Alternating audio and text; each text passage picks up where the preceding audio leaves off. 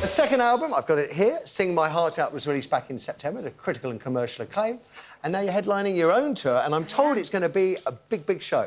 Yes, so many things are happening in this. I'm using choirs from all up and down the country on the tour, so I'm going to have a massive choir behind me.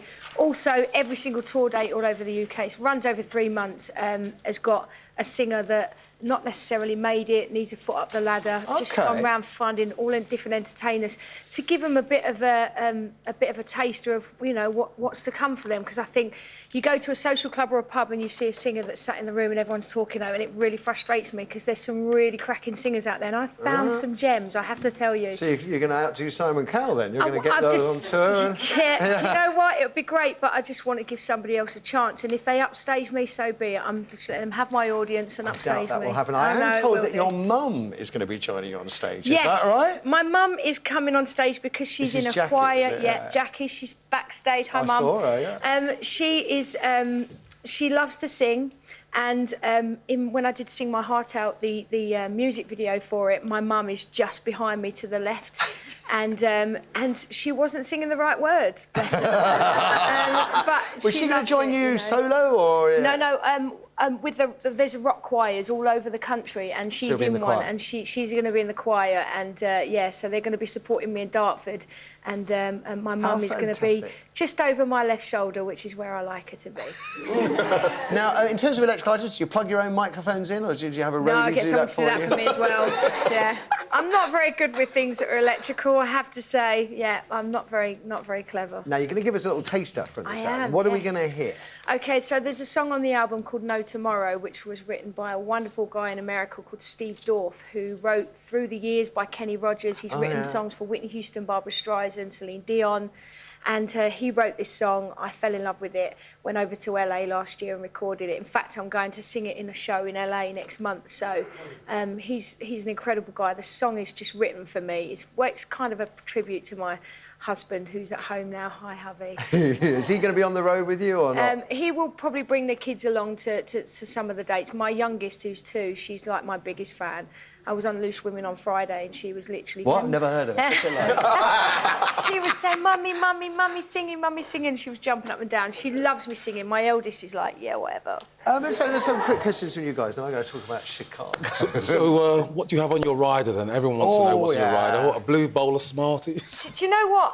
I don't agree with riders, because I think if you're there to do a job and you're being paid to do a job, you shouldn't go demanding stuff. I bring it myself. Really? I've got my own fridge, I've got my own kettle, I've got my own tea bags. As long as there's milk in a fridge, I'm happy as Larry. See, I insist on being massaged by Scandic Virgins, because it's the only thing that I need to put me in the mood for the show. No, I don't have a...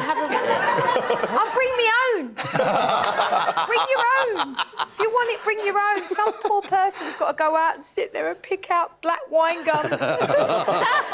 It's a job. You're creating work. I know. Probably am, but there's some things that are a little bit better. I love it. Your own right? tea. I do. I take my own stuff with me everywhere I go. I did it in Chicago. I had blankets, pillows, a bed, everything. Well, let's talk about Chicago, because a little bird, my makeup artiste, Justine, told me that on your first day, you had a sort of moment where you thought, I can't do this. I actually sat on the toilet. Everyone was in the room, and there's like literally everyone that was amazing. There was like Gary Christ, who is Chicago. He did it with Anne Rankin years ago, and he was the choreographer, and everyone was there, all these big, massive people, dancers, John Partridge, you know, Hayley Tamiden, and I literally went, oh, dear Lord, and I went in the toilet and thought, my mum's sick. My dog's died. What could I say to get me out of it? And I went back in the room and they went, OK, let's start Act 1, Scene 1. And I went, oh, no. And I had no way of getting out of it.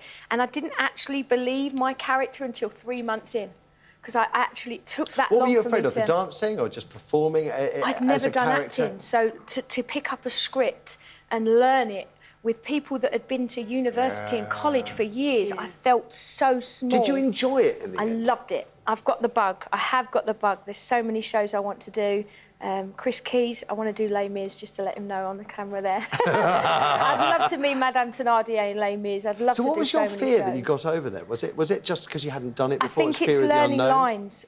learning lines, you know, and I'd never done acting. I went to Performing Arts College when I was 16, and it was one of those courses where you just had to turn up. Tick, you've got a distinction, well done. That was it. There was no anything at the end of it that I could say that I'd achieved when I went to college. There was nothing. So I didn't go to RADA or Doreen Bird or big schools or Guildford or anything like that. I went to a college course, and it was just, I don't feel like I've earned my place. Well, the critics loved you and the fans loved you as well. I thought it was quite good.